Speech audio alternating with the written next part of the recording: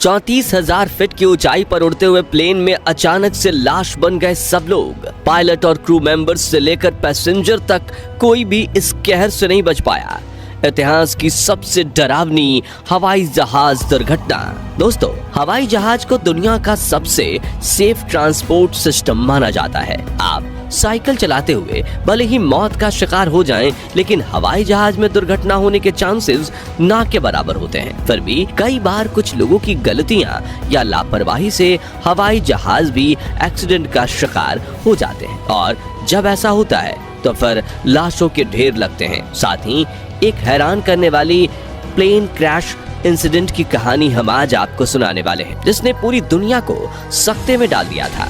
ये दुर्घटना किसी गलती से हुई, और ऐसा क्या हुआ कि इन लोगों ने जमीन से 34,000 फीट की ऊंचाई पर ही दम तोड़ दिया। जानने के लिए वीडियो को अंत तक जरूर देखिएगा। दोस्तों, ये बात है आज से 18 साल पुरानी।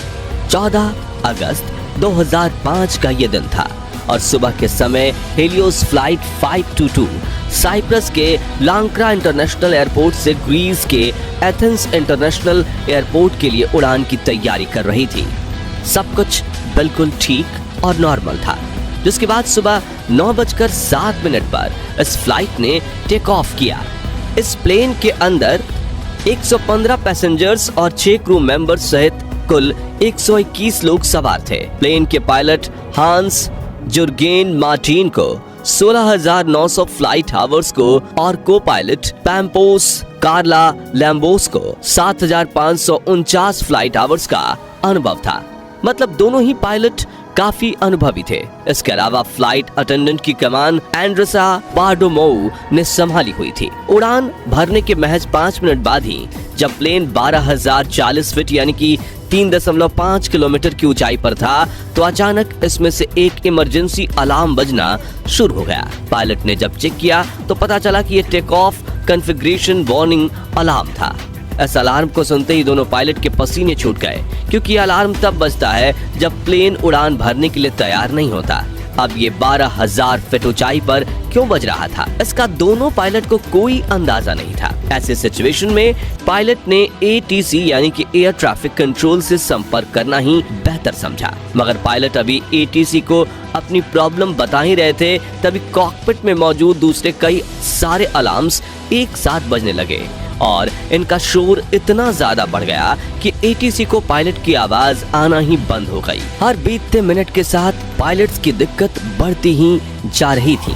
उन्हें कुछ समझ नहीं आ रहा था कि सिचुएशन से कैसे बाहर निकला जाए।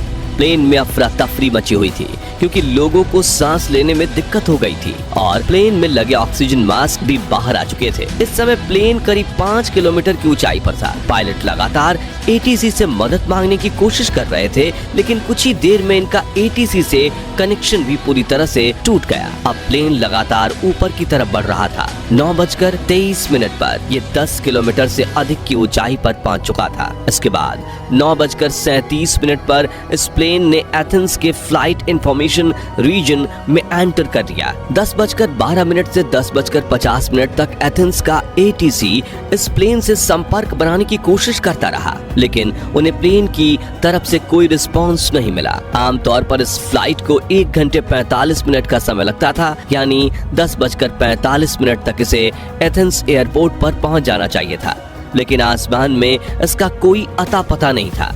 हालांकि इस गंभीरता को देखते हुए एथेंस के अधिकारियों ने अपने 2 F-16 फाइटर जेट इस एरोप्लेन की खोज करने के लिए तुरंत रवाना कर दिए, और कुछ ही देर में इन फाइटर जेट्स ने हेलोइस फ्लाइट 522 को ढूंढ भी लिया। लेकिन फाइटर जेट्स के पायलट ये देखकर हैरान रह गए कि प्लेन के इतना करीब होने के बावजूद भी पैसेंजर से लेकर पायलट तक किसी ने एक बार भी उनकी तरफ मुड़कर नहीं देखा। सब लोग प्लेन में बस मुंह लटकाए हुए बैठे थे। इतने में करीब 11:49 पर इन्होंने देखा कि प्लेन के कॉकपिट में कोई शख्स है जो इस प्लेन को कंट्रोल करने की कोशिश कर रहा है। फाइटर जेट्स के पायलट ने इस शख्स से बात करने की कोशिश की, लेकिन कोई संपर्क ना होने की वजह से यह मुमकिन नहीं हो पाया। तभी करीब 1 मिनट बाद यानी 11:50 पर प्लेन का एक और इंजन फेल हो गया और प्लेन उस तरफ से झुककर तेजी से नीचे की ओर गिरने लगा। अभी कुछ ही मिनट बीते थे कि 12 बजे प्लेन का दूसरा इंजन भी बंद हो गया। साथ ही फाइटर जेट की रेस्क्यू टीम के देखते ही देखते ये प्लेन और भी ज्यादा तेज रफ्तार से नीचे की तरफ आने लगा।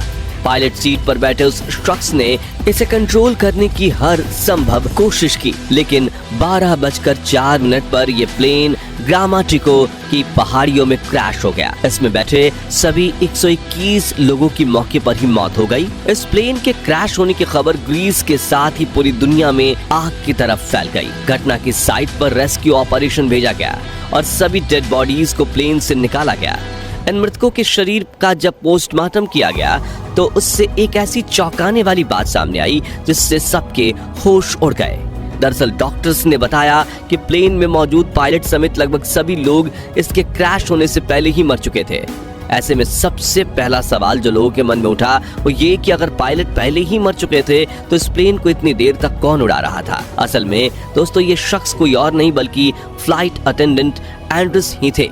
एंड्रस कोई एक्सपर्ट पायलट तो नहीं थे, हाँ, लेकिन जब प्लेन क्रैश हो रहा था तो वो इसे घनी आबादी वाले इलाके से दूर ले जाने में सफल रहे।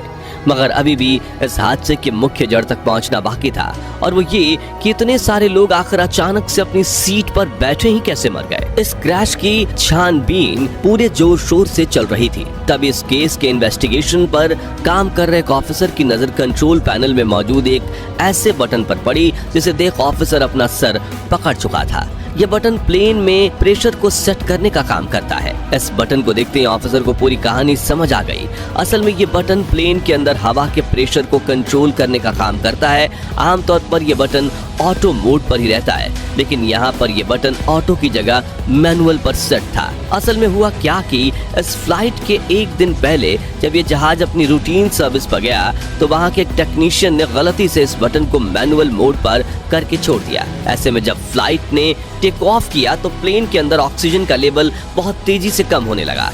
ऑक्सीजन कम होने पर पायलट का दिमाग भी ठीक से काम नहीं कर रहा था, इसलिए इनका ध्यान इस बटन की तरफ गया ही नहीं। प्लेन में मौजूद यात्रियों ने तो ऑक्सीजन मास्क लगा लिए, लेकिन कॉकपिट में ऑक्सीजन मास्क अपने आप बाहर नहीं आते, जिसके चलते पायलट पहले बेहोश हुए और कुछ ही देर में उनकी मौत हो गई। इसके अलावा पैसेंजर्स भी ज्यादा देर तक सरवाइव नहीं कर पाए क्योंकि ऑक्सीजन मास्क सिर्फ 12 मिनट की ही ऑक्सीजन सप्लाई दे सकता है। यानी लोगों ने फ्लाइट के अंदर घुट-घुट कर दम तोड़ा था। इस पूरी फ्लाइट में बस एक ही शख्स जिंदा बचे थे और वो थे फ्लाइट अटेंडेंट एंड्रस। वो भी इसलिए क्योंकि एंड्रस एक स्कूबा डाइवर थे, जिससे वो लंबे समय तक सांस रोकने में माहिर थे। एंड्रस अपनी आखिरी सांस तक प्लेन को कंट्रोल करने में जुटे रहे, लेकिन दोनों इंजन फेल होने की वजह से प्लेन पूरी तरह से बेकाबू होकर पहाड़ियों में क्रैश हो गया और जिस किसी पैसेंजर्स में थोड़ी बहुत सांस बाकी थी वो भी मौत का शिकार बन गए।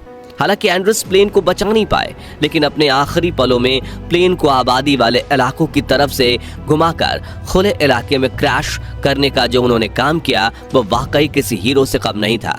अगर एंड्रस ऐसा नहीं करते तो ये प्लेन रिहायशी इलाकों में क्रैश होकर और भी ना जाने कितने लोगों की जान ले सकता था। ये एविएशन इंडस्ट्री में हुए अब तक के सबसे रेयर और दुखद प्लेन हादसों में से एक था। इस क्रैश के लगभग 15 महीनों बाद ग्रीस के इन्वेस्टिगेशन ऑफिसर ने इसकी फाइनल रिपोर्ट पब्लिश की, जिसमें इस घटना का जिम्मेदार सिर्फ और सिर्फ उस प्रेशर सेट करने वाले बटन को बताया गया। वैसे दोस्तों आपको क्या लगता है, इस घटना का जिम्मेदार सिर्फ वो बटन ही था या फिर कोई और इंसान? अपना जवाब कमेंट के माध्यम से जरूर शेयर कीजिएगा। बाकी दोस्तों आज के इस वीडियो में बस इतना ही। चैनल पर नए हैं तो चैनल को सब्सक्राइब जरूर करें, साथ ही बेल आइकन को प्रेस कर दें ताकि नई वीडियोस की नोटिफिकेशन आपको समय पर मिलती रहे।